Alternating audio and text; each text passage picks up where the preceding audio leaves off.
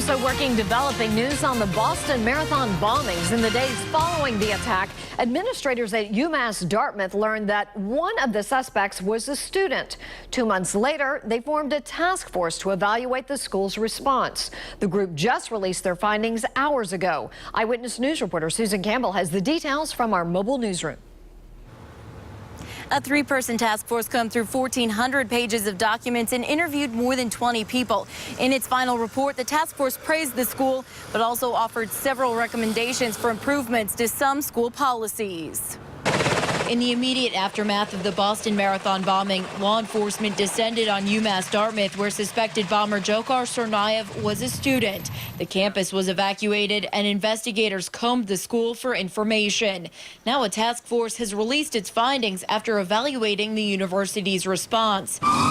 The task force looked at 3 issues, including emergency planning and policies related to international students. Overall concluding, the task force did not find any indication that UMass Dartmouth could have foreseen the alleged actions of Dzhokhar Tsarnaev, nor did the task force find any indication that students at UMass Dartmouth were in danger prior to or after the bombing of the Boston Marathon. But the task force did make several recommendations for UMass Dartmouth moving forward.